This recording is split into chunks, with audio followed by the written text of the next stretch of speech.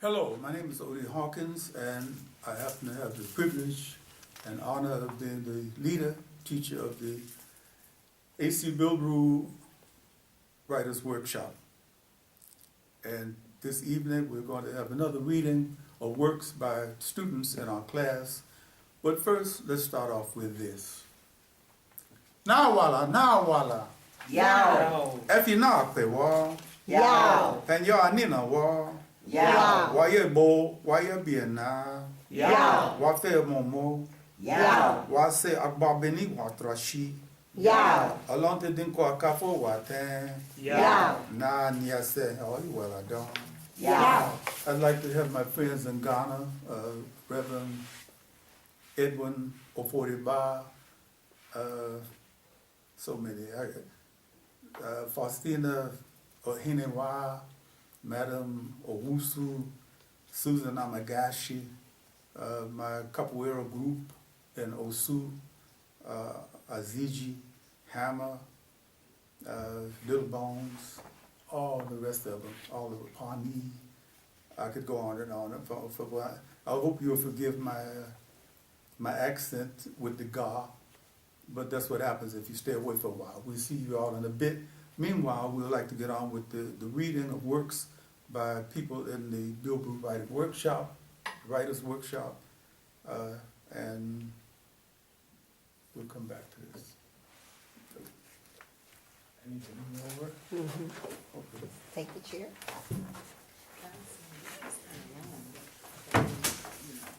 Hello, my name is Ron Dowell, and I am a part of the workshop. Actually, I'm probably the newest member. I just showed up today. And the reason I did was because I've been in the UCLA Writers Program for the last 5 years. The difference for me is this. The difference is, as Odie said earlier, what it is and how is it. What it is and what is it is the difference for me, because my writing is about and for black people because I am black. And my experience around white folks in particular is that they don't always understand the difference between what it is and what is it. And here I feel a bit more comfortable being able to write the way I speak, the way I think. At least that's what I'm hoping. Let me ask you this. At the conclusion, this is only off screen, so at the conclusion of what is going to happen to us for the rest of the year, I'm asking that everyone come up with a novel.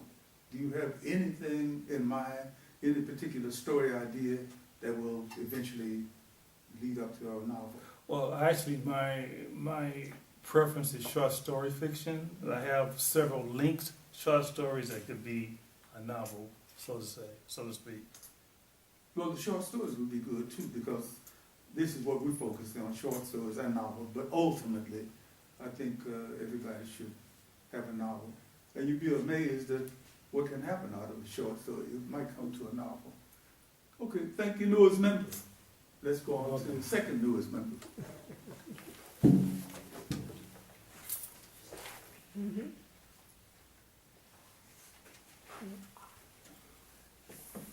Hi, my name is Rona, and I am the second newest member. And I am going to read Girl Scouts, I Walk the Opposite Direction. It is a short story that I wrote here in the workshop. The two characters are Donovan and Delaney. Intro. As Donovan rushes toward the entrance of the store, he drops his wallet. He quickly picks it up and progresses forward. Delaney observes some money that escaped. She rushes past him and picks it up. "Excuse me, sir, you dropped your money." Well, thank you, but I don't want any cookies." "I know. That's why you always leave out of this entrance and evade our setup. May I ask your name? My name is Delaney." "That's quite observant of you, Delaney. You can call me Mr. Donovan." "Not really, Mr. Donovan. You're not the only one who does it. But I can help wondering why you don't like cookies. I like beer. If I want a snack, I'll have chips to eat. They have a big bag that I get out of the store for $1. I understand your economic concerns, but are you eating a well-balanced meal with your beer? I heard that some grandmas and grandpas were eating food, and they were eating cat food and dog food. There's a pantry not far from here, and they offer canned goods and some frozen food to those in need. Well, I'm not in need of any handouts. I stick to my budget and stay away from people like Girl Scouts with their handout. Mr. Donovan, I don't have my handout. I'm just sharing some information. Is your name spelled Donovan? Yeah, why? My name is spelled Delaney. Both of our names begin with a D, and they both have 7 letters. I love the number 7. Yeah, so what does it mean? I don't know. I was just sharing another observation. But I'm going to look it up while you shop and see if I can find a connection. I do know that the number 7 represents completion. God completed his work on the 7th day and rested. I don't usually talk to people and my tank is nearly empty. I must say that you're a very smart young girl, Delaney. Why, thank you, Mr. Donovan. Let me share one more fact for you to contemplate while you're shopping. Did you know that Girl Scouts have always encouraged inclusivity, and Dr. King called us a force for desegregation? I never gave it any thought, and no, I didn't know that. Well, it's true. In 1917, 5 years after our very first troop, Dr. Gloria Dean Randall Scott was the first African American president of the Negro Girl Scout Senior Planning Board in the 1950s, and in 1975, she became the first black national president of the Girl Scouts of the USA.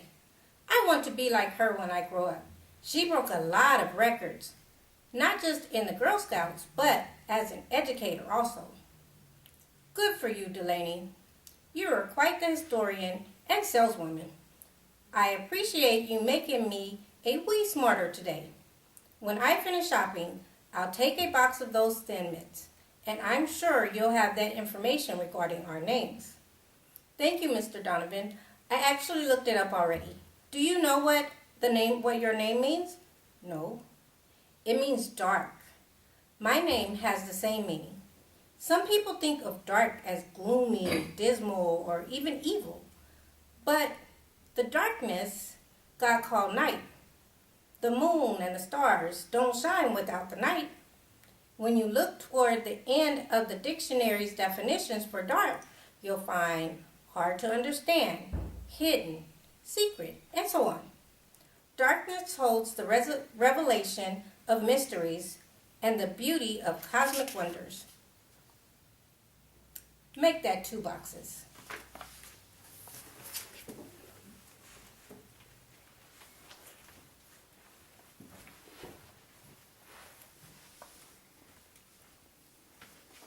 How are you? I'm Pat Forte. I'm one of the senior members here in the Bilbrew Writers Workshop. This is a 1-act radio script, and it is truly a work in progress. But here we go. And I have a cast that I really like. I wish I would have them one day. Anyway, it's called the Bilbrew Radio Hour. The executive producer is Pat Forte. Title is And Justice for Some. The writer is Pat Forte. The cast is, the host is Pat Forte. The woman playing the mother, the role of Peggy, is done by Viola Davis. And the son is played by Michael B. Jordan. His name will be Tyree. And the jailer is one of my favorite actors, J.K. Simmons. The little guy, you know the little guy, I like him very much. Okay, here we go. Bilbrew Radio Hour and Justice for Some. Sound. Fade in the sound of police sirens and police commands, voices of protest and voices crying out in pain and anguish. Stop! Stop! He's got a gun! Stop! Drop the gun! Get on the ground! Drop the gun! He doesn't have a gun! Sound of shots being fired, followed by screams. No! He didn't have a gun! Why? Help! Somebody help! Host, welcome to the Bilbrew Writers Hour. Tonight we're dealing with a subject that is near and dear to our hearts, unchecked police violence. It is no secret our justice system treats African American men with contempt. Yes, contempt. Why else would we witness such widespread racial profiling against our black brothers? We have seen a nationwide protest against such treatment. On a weekly basis, we witness the painful tragedies of unchecked police violence, sounds of mothers wailing for their dead loved ones. Host, excessive force and racial profiling are two examples of police misconduct that must be thoroughly investigated and eliminated. While racial profiling can end in tragic police killings of unarmed men, such as Eric Gardner or Michael Brown, it also results in many unnecessary stops and searches, harassment and intimidation, and even confiscation of property without due process. Michelle Alexander, a civil rights attorney and the mother of a black son, took it one step further. She showed us what happens once a man is caught up in the justice system. She made the world aware of the mass incarceration of young black men in America. She told the world a truth our nation is reluctant to face. We indeed have the new Jim Crow in our current justice system. 1 in 9 black males between the ages of 20 and 34 are in prison.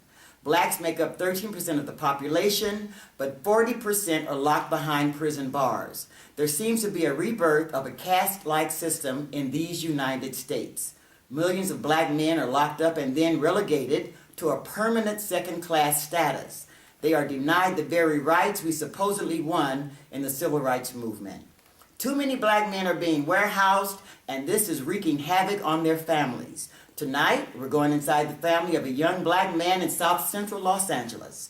In the wake of increasing racial and social unrest in this country, this story sheds some light on one family's dilemma. Music, Act 1. Lou Rawls' Tobacco Road, slow fade.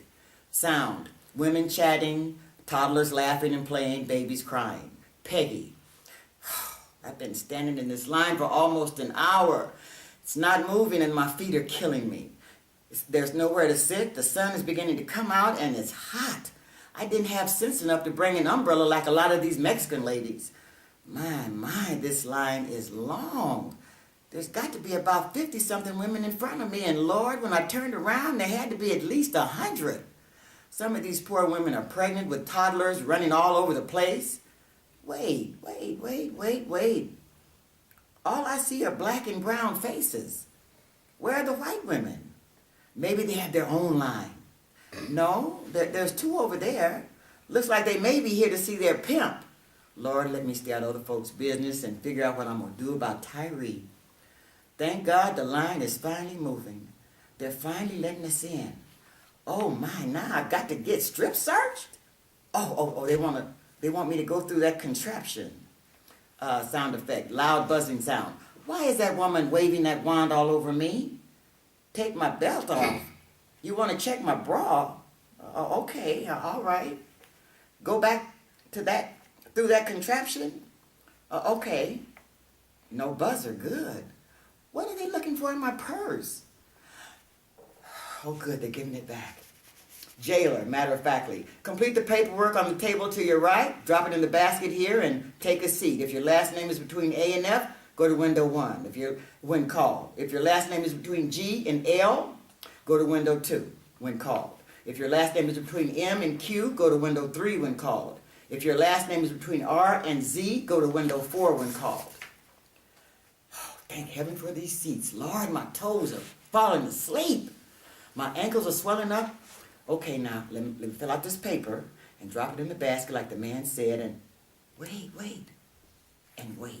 So many lines, so many faces. This must be how they felt at Ellis Island. Sound effect, the loud clinking of steel doors opening and slamming shut. Peggy. Oh, this room is hot and crowded. All I can smell is McDonald's hamburgers and coffee and cheap perfume. Oh, they call my name. I have to go and stand in that line over there by the wall. How long do I have to wait in this line? The line is slowly creeping along the wall. My corns and bunions are killing me. Let me shift my weight. Finally, the line is moving. Thank you, Jesus. Jailer, as you enter section C, move along the red lines on the floor until you see your party. Take a seat, pick up the phone. You'll have 45 minutes. Peggy, oh, I can't wait to see Tyree. No, that's not him. No, that's not him. Where is he? So many visiting booths.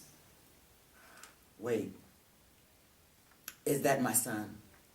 No, Sound effect, steel door slammed shut. Tyree, what on God's earth did they do to you? Lower your voice, Mama. Oh, you're gonna have to leave. Peggy, look at your face, all swollen, your eyes are bloodshot. Oh my, all that bruising around your eye. Lord, have mercy. Look at my baby's mouth. Your lips are split. Lord Jesus. Tyree, Mama, you have to put the phone to your ear so I can hear you better. Good. How are you, Mama?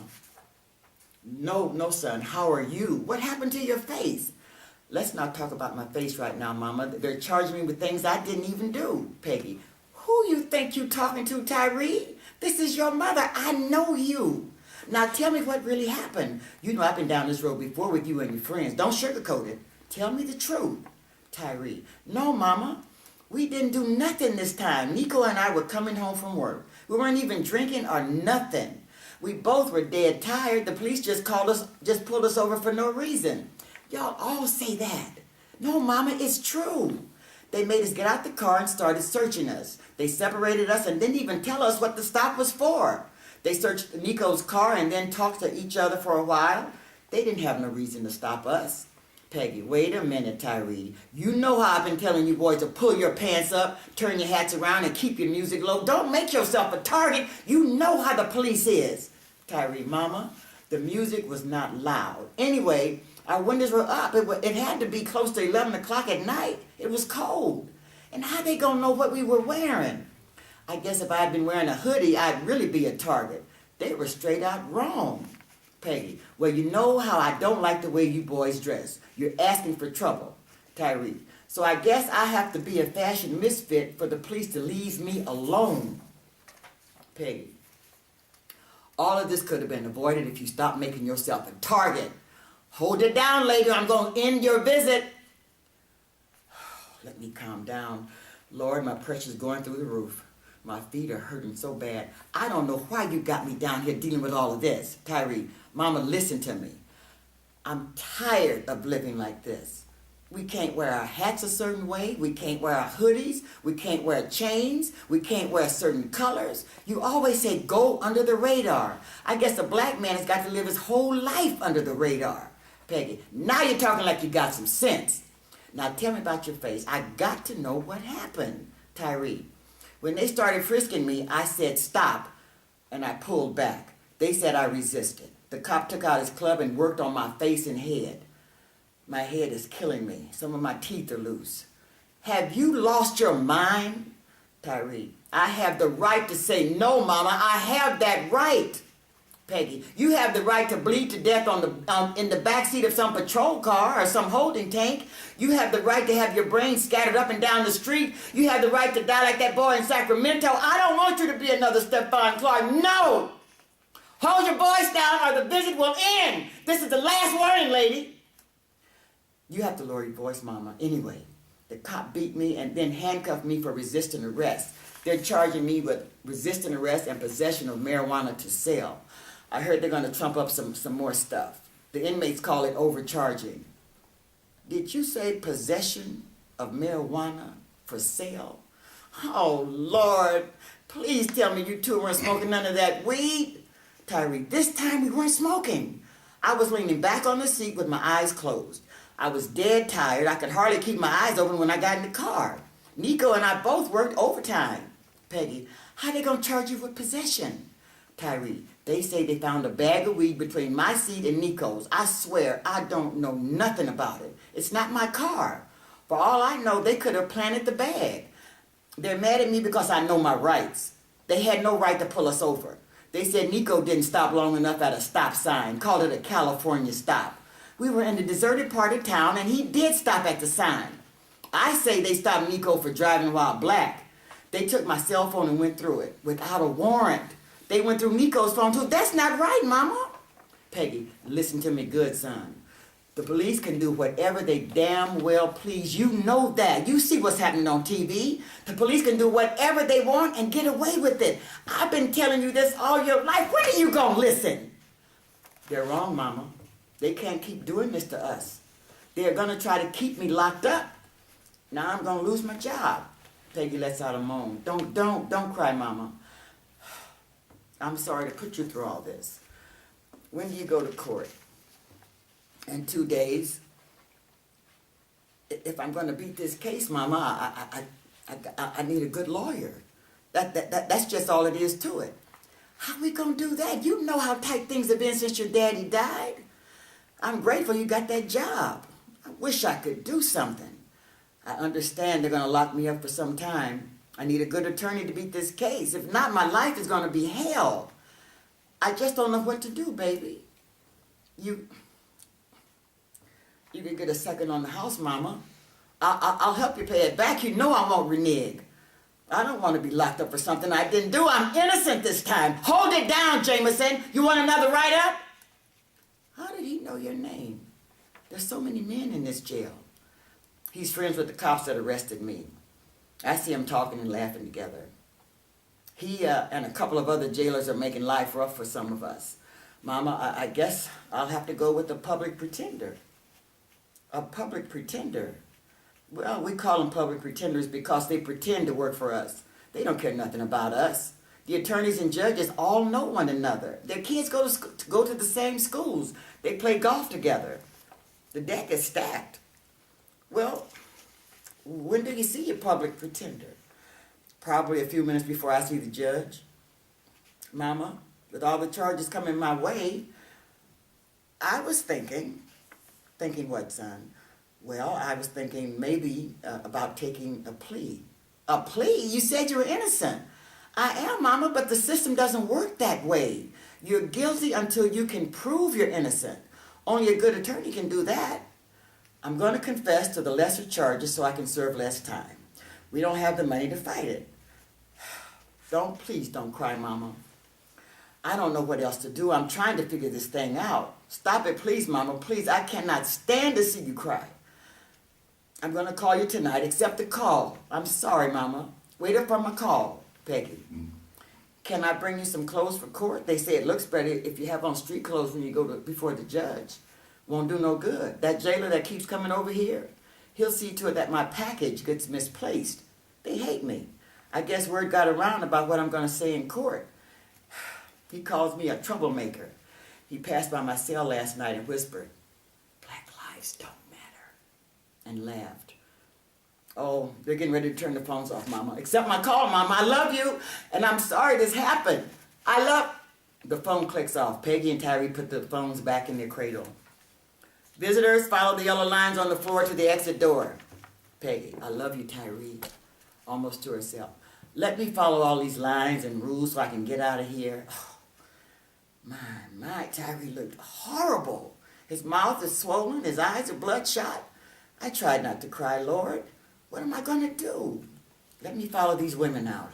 So many hallways, so many people, so many instructions, so many... Finally, fresh air. The air feels free out here. Now let me see. The first thing I need to do is find us a good lawyer.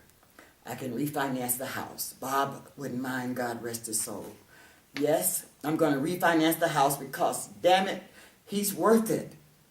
Oh, good, I can rest my feet while I wait here at the bus bench. The 210 bus should be here any minute. What a lovely day. Sound. Lou Rawls. Oh, what a beautiful morning. Pat, one question before you leave. Okay. Where are you with your novels? This is one of your short stories. Thank you. I'm trying to get to it. I'm still doing my epilogue. Oh, okay. And I want to explain what happens to the characters after the Civil War, which I thought would be a different approach. So I'm writing the epilogue, what happens, the brown code, the black codes, and sharecropping and all of that after. So that I really want young people to realize it wasn't that easy after slavery. I mean, people, they laugh at, older people for splitting verbs, but they had a hard time. They were broke and penniless and no education after slavery. Then they had the Jim Crow laws and the sharecropping. And the deck was stacked against them. So I was just trying to show how hard it was. Even after slavery, it wasn't peaches and cream. It was not peaches and cream. And even now, we're still, and I talked about post-traumatic slave syndrome. Because that's also post-traumatic slave stress syndrome. Post-traumatic slave syndrome. Post-traumatic. I know, okay. Well, you know what I'm talking about. Yeah, right. I hope I got it right. I don't know. But so I'll put that in at the end too. That today we even carry some of that in our DNA. I believe it. I really believe it. I believe it. Thank you. You're welcome. Okay. Please.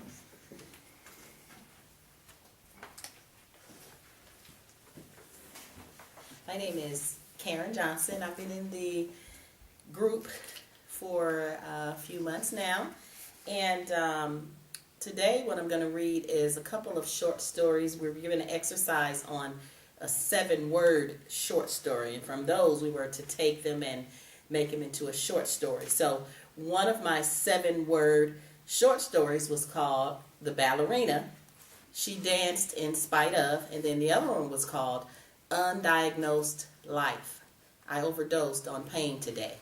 And of course, with a lot of the things that have happened, I think I've mentioned in the past, a lot of my writing comes from personal things, but then like living kind of in the hood, growing up in the hood, and then moving away and coming back and still having friends on both ends, friends that are very wealthy, friends that are in the middle, friends that are very poor.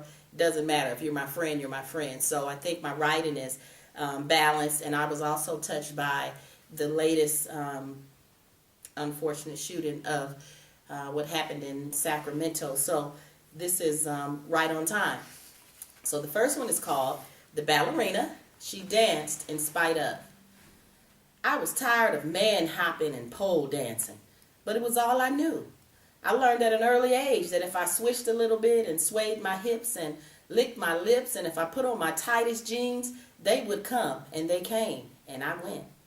On this particular night, I put on my favorite pantyless outfit. It was short, tight-fitted gold dress, and it had little squares of sequins on it. Then I put on my favorite black tights with the gold lips imprinted on them, and topped it off by putting on my gold 3-inch high-heel sandals. This was the outfit that always brought in the most tips. I arrived at work at exactly 9 p.m. There was a line already waiting at the door. When I got out the car and I walked past the crowd, they shouted my name. Delilah, Delilah, Delilah. Some were holding $100 bills. See, I was the dancer of all dancers. I slid down the pole like no other. I made eye contact with one John at a time, and I danced as nasty and as provocative as I knew how. Then I would go over to the John and I would sit on his lap. I rode his pole until he clenched his expectation. I rode him until he went soft. Then I knew I had him hooked. That's why my nickname was Hooker. One lap dance for me, and you were hooked for life. It was also on this night that a particular man caught my eye. I could tell he was different. I couldn't mesmerize him with the look. I approached him as I usually did all my male wallets, and I dropped down on his lap, but he had a look in his eye that said, "You don't have to dance for me like that." Something removed me from his lap immediately, and the longer I looked at him, the more he stared at me. Jumped up and left, unmoved and unenticed. I was shaken, but I got back on the pole and I started dancing. I didn't feel right, though. A sense of shame had come over me. I kept on dancing. I had an image to uphold. My name is Delilah, nicknamed Hooker. I am the greatest pole dancer that will ever live. Dancing was my natural instinct. It kicked in and I kept on dancing. I shook my money maker even harder, but I still didn't feel right. This was strange. I began to wonder, what had the man with the stare done to me? Who was he? Why was he rejecting me? I had never been rejected by any man. My mother taught me very well. She also danced for men when I was little and I would collect the money. She had a pole in our living room, so by the time I was 8 years old, I was already a professional pole dancer. Mama would cheer me on too. Go Delilah, go Delilah, and I would shake my little butt and drop it low and jump back up over and over again, and Mama would tip me with $1. I could hear her singing in the background, shake your money maker, shake your money maker. My shift ended at midnight. I went to my dressing room and I began to count all the tips I had made. My mind began to think on the man that weakened my confidence on that night. In my arrogance, I thought to myself, he didn't even tip me. But then my mind shifted again and I felt the same feeling of uneasiness. Although he gave me no money, he gave me one of the greatest tips of my life. Well, his look did Anyway, you don't have to dance for me like that. And as I picked up my money and I headed out the door to go home, the voice kept echoing. You don't have to dance for me like that. You don't have to dance like that. And for the first time, I felt like I mattered to someone. My life had worth and I was worthy to be loved. When I finished sharing my testimony, there was not a dry eye in the building. I ended the evening by dancing at a conference where over 5,000 women that had also lived a life of worthlessness had come to hear my story. They had come to see me dance. And as the song played, I danced. I danced as if I was dancing on air. I danced gracefully, unapologetically, and unhindered. I now didn't need a pole. I now had great self-worth. I was dressed in a beautiful pink chiffon dress with a pink lace overlay. My hair was beautifully pulled up into a bun with a pearl band wrapped around it. The dance was titled, She Danced in Spite of. So that's a piece that was taken from the 7-word short story. And then the second piece is called Undiagnosed. I overdosed on pain today. Shots fired! Shots fired! Just another voice screaming over the radio, calling for backup after a 17-year-old boy was shot in the streets of an unknown ghetto. The news reporter said the teen saw the teen as having a weapon that it appeared to resemble that of a gun. But after it was all said and done, no gun was found. They never said his name. They only referenced him as the thug. The newsman talked about his ties to the notorious street gang that was infamous for money laundering and trafficking of young girls. They talked about the fact that he had been to at least 3 different schools due to behavior problems. The officer, on the other hand, was hailed a hero. His name was Officer Romero. He was ex-military. He had 2 children, one 10-year-old daughter, one 15-year-old son.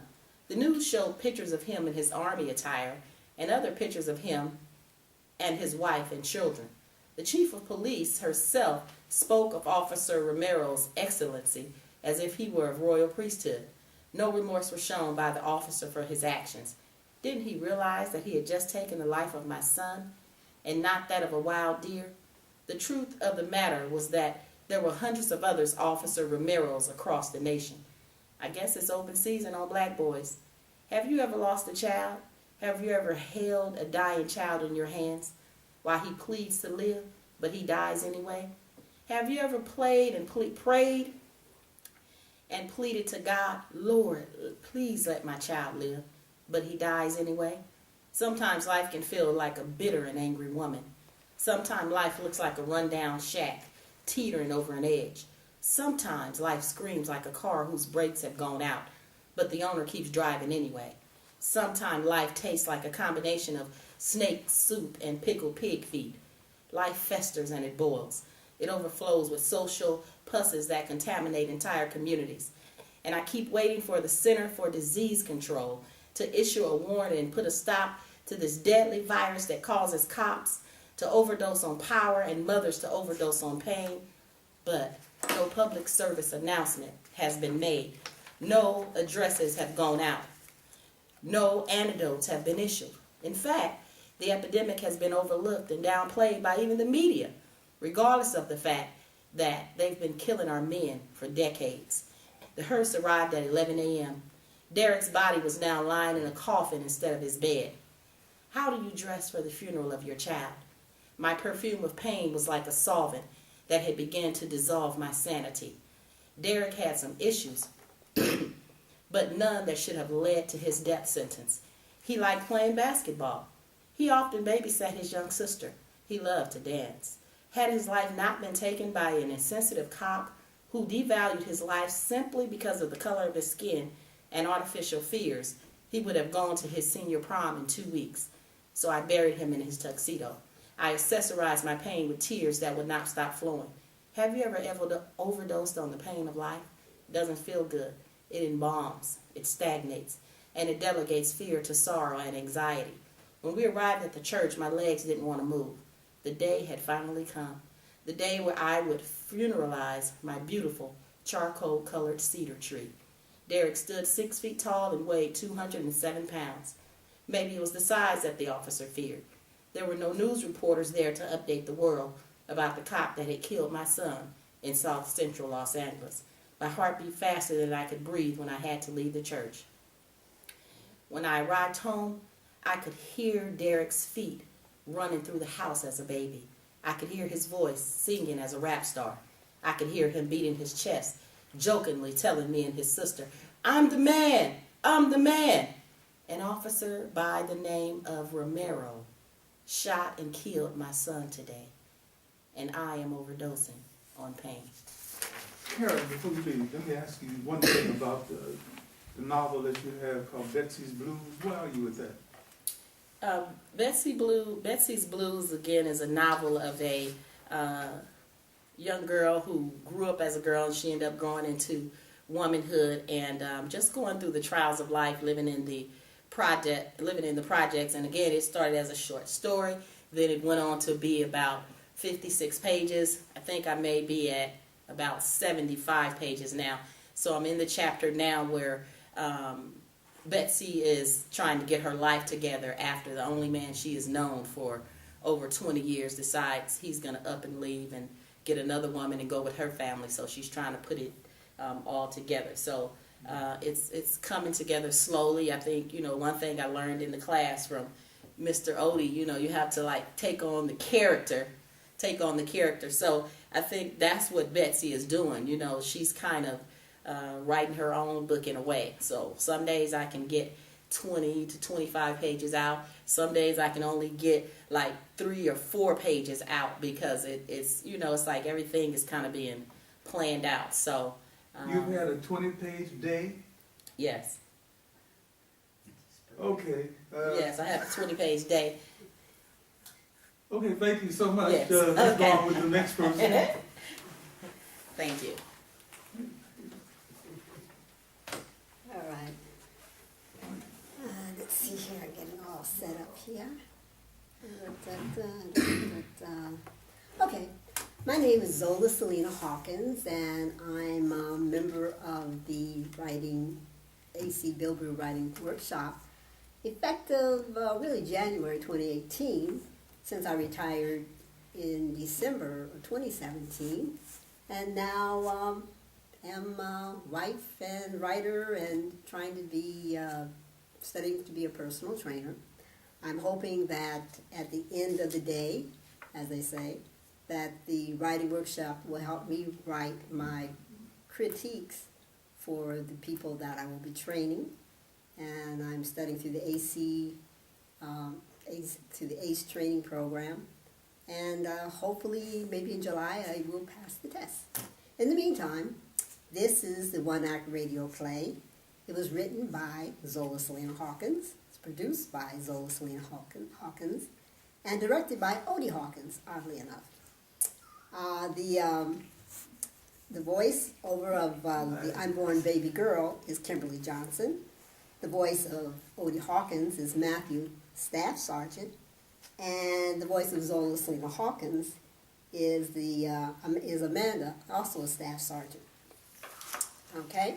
But since it's not being produced on the radio right now, I'm doing all the voices. The title is Daddy's Love. And basically the premise of the story will be to show that the military can help love even in a war zone. Well, teaser and story. Unborn baby girl. Then there'll be Amanda and Matthew talking. And I hope with the change of voice, sound, that you'll know who is talking. Unborn baby girl. Hello, I'm unborn baby girl. I have to wait to be born before I will have a name, and all that goes with being a human again. I'm so looking forward to it. I had 10,000 couples to choose from, and after going through all that data, I decided to select Matthew and Amanda. It's going to be a bit tricky to get conceived since both of them don't want children. But after reviewing their backgrounds and who my grandparents will be, I know they will be wonderful parents, especially Matthew. They met in the Coalition Cafe, the smaller dining facility at Camp Victory. The way they looked at each other while maintaining professional demeanor was so good to see. I'm going to have to get in her quick if they do a quickie today. I saw that so much was going on in the base hospital that she forgot to take her pill. Matthew is supervising the repair of helicopters inside the zone and is definitely stressed.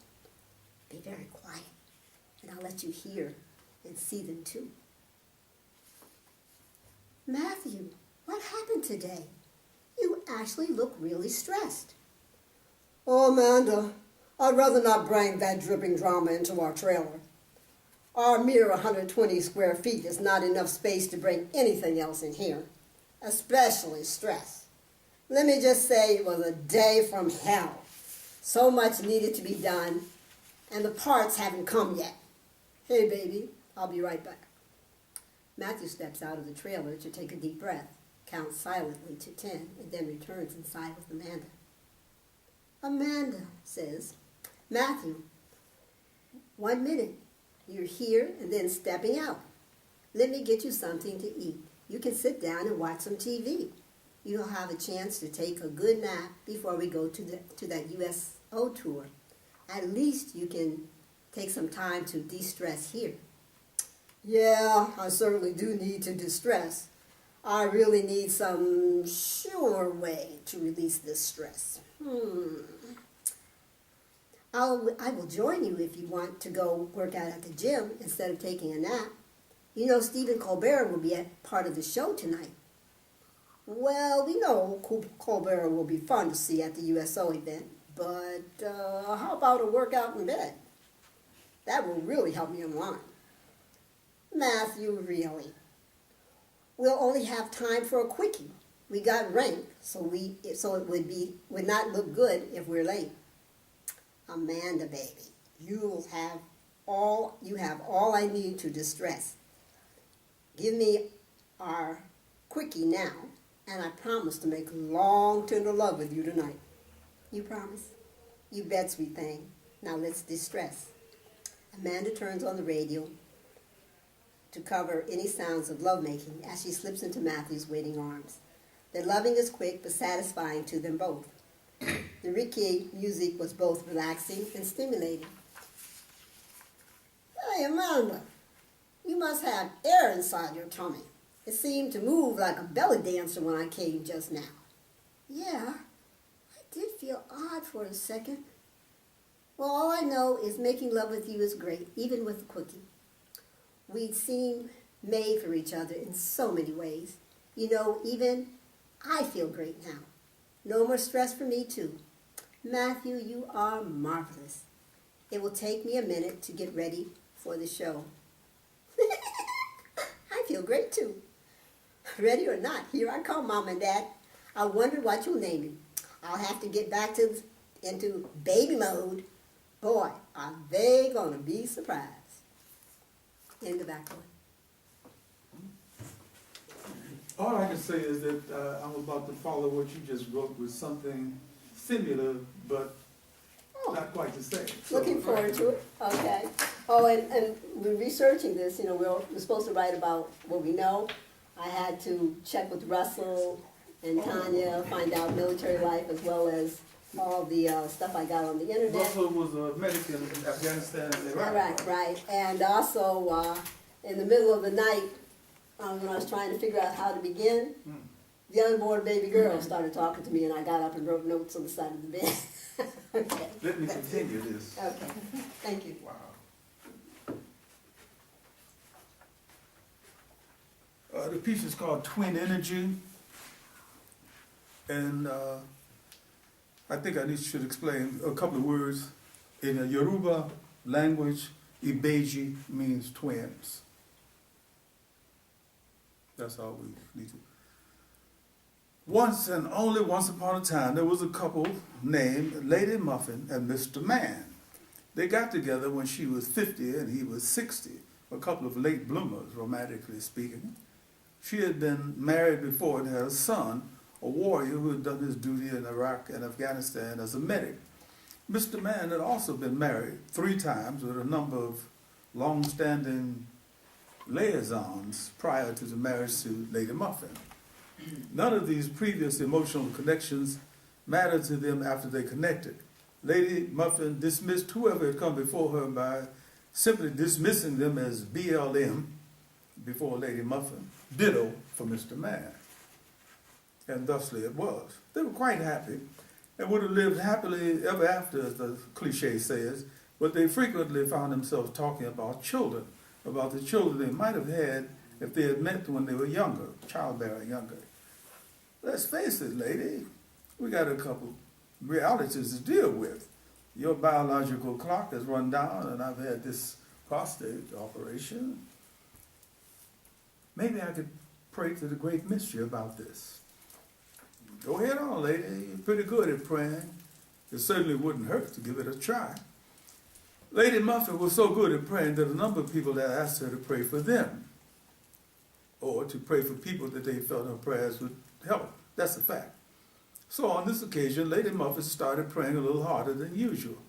And after a month of serious prayer, the great mystery came to them in a common dream after they had enjoyed themselves with each other.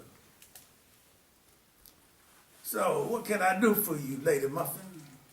And for you, Mr. Man, that you haven't already done for yourself? The great mystery was known to have a bad temper, a good sense of humor, a sarcastic streak, and the ability to answer serious prayers. Mr. Man passed the emotional mic to his wife. I don't know why it took you so long to get with us on this. I've been pulling at you for a month. I know you have, lady, I know you have, but you have to remember, you're not the only person out there who's asking me to do this and that. Plus, I have my own personal affairs to attend to. But let's not get off into that. Spell your prayer out to me. This is a fairly simple request, great mystery.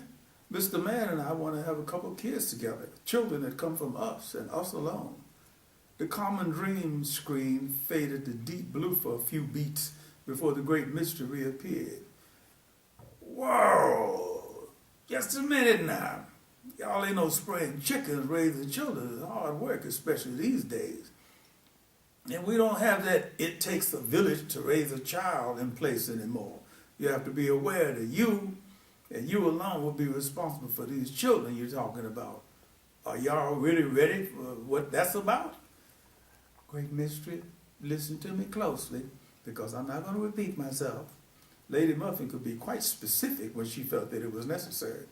I can't think of any 2 people on this planet who are better qualified to raise children, village or no children. Now then, having said that, let me say this.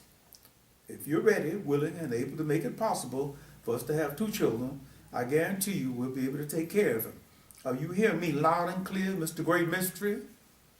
The great mystery smiled a very mysterious smile before he answered. Lady Muffin could come at you pretty tough if she really wanted something. Look, lady, Mr. Man, let me think on this for a bit. I'll get back to you.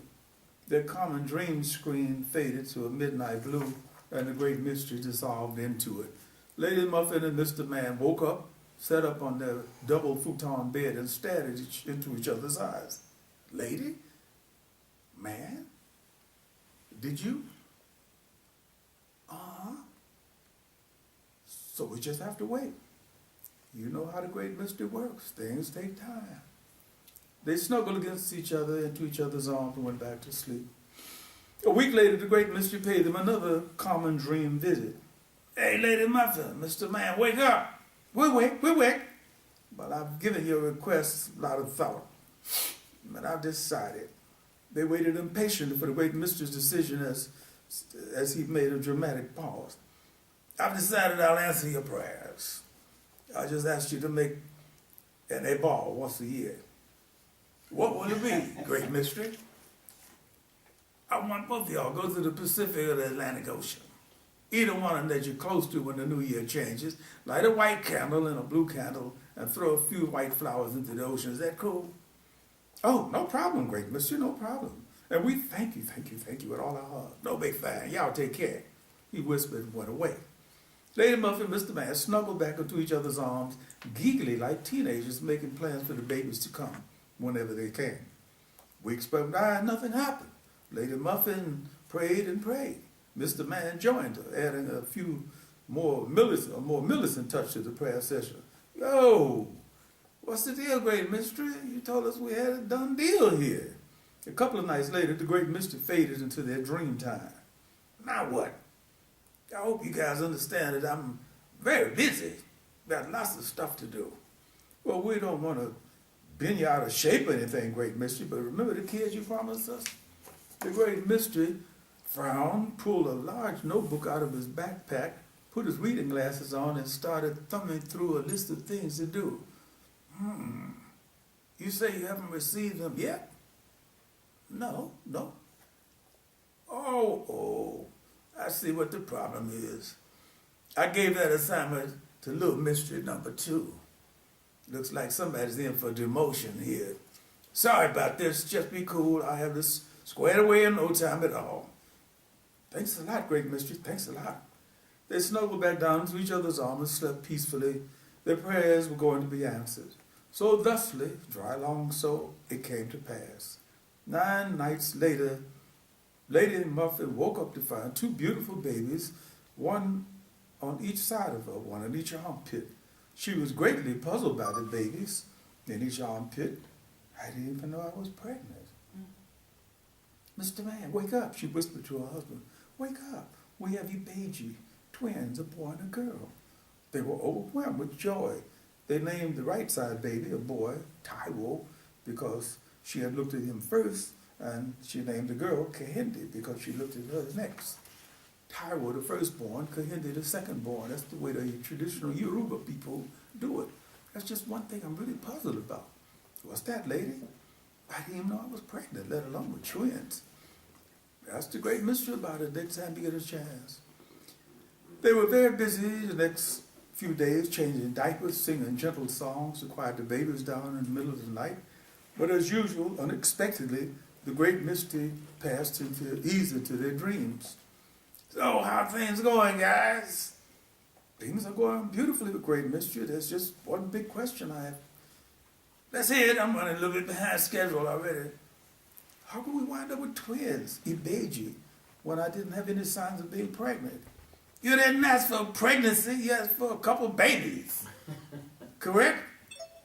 You're right about that, great mystery. And besides, the great mystery said with a sly smile, we have to remember the great mystery works in mysterious ways. Gotta run, check with y'all in a couple years or so. Take care. Thanks again, great mystery. Thanks again. Lady Muffin and Mr. Man settled into some serious parenting. They were having the opportunity to share the duties and pleasure of caring for their very own babies. They spent their days singing and the nights smiling. Lady, what do you think? You think we ought to put the baby in a stroller and take him down to the park? This is a beautiful day. That's a great idea. Let's do it. As luck would have it, they ran into a couple of their friends down in the park. Ralph and Yvonne rushed over to them when they saw them push their baby carriage into the park. Lady, man, where you guys been? We haven't seen y'all in months. What's going on? Lady Muffin and Mr. Man puffed themselves up with pride and invited their friends to peek into the baby carriage of Taiwan Candy. Ralph and Yvonne stared into the interior of the baby carriage and didn't see any babies. They were very diplomatic about it. Oh, they're lovely. Just lovely. Yeah, lovely. Well, we'll be seeing y'all. We gotta go. Stop by the pad when you get a chance. They strolled away from Lady Muffin and Mr. Man, glowing with the pride of new parents. Ralph whispered out of the corner of his mouth when they were beyond earshot of his friends, "Damn, that's a shame. Looks like both of them have been hit by some kind of delusional Alzheimer's or something." Yeah, I knew they wanted to have kids together, but I had no idea we'd get to this point. It didn't take many more outings for Lady Muffet and Mr. Man to realize that they had two babies that they only could see. Don't pay them any attention, lady. Don't pay them no attention. Strangely, by the time their baby were 5 years old, Lady Muffet and Mr. Man noticed a fascinating thing. Adults couldn't see the twins, but children their own age could see them, play with them, have fun on the playground. They began to feel a great need to have their twins' invisibility explained. It was time to pray up the great mystery again. Now what? Don't tell me y'all want a couple more. Nothing like that, great mystery. It's just that we have a bit of problem having two invisible kids. I see, said the blind man. Well, let me explain why I did that. Remember, y'all didn't ask for children you could share. You asked for your own personal kids. That's what I gave you. Number two, I took your ages in consideration, and I thought you'd be better off having a couple of kids, twins, who would always remain kids. What's that mean, great mystery? That means that your children are never going to get to be older than 8 years old. That means you won't ever have to deal with that teenage rebellious behavior and all that kind of stuff, okay?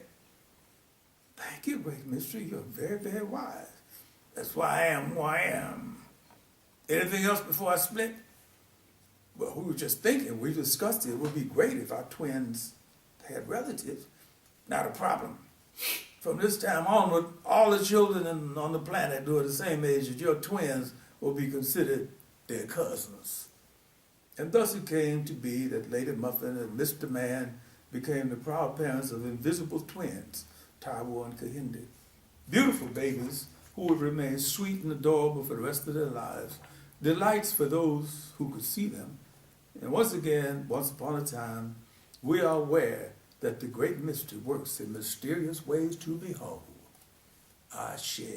Ashe. I'm ending it with our reading for this particular time. We will return at the end of the month, next month. Meanwhile, we would like to say to all on the planet, peace, shalom, get it together, be right, all is smooth, it's cool, stay well, and stuff. And right on. What do you mean, right on? Oh, I get it, right on.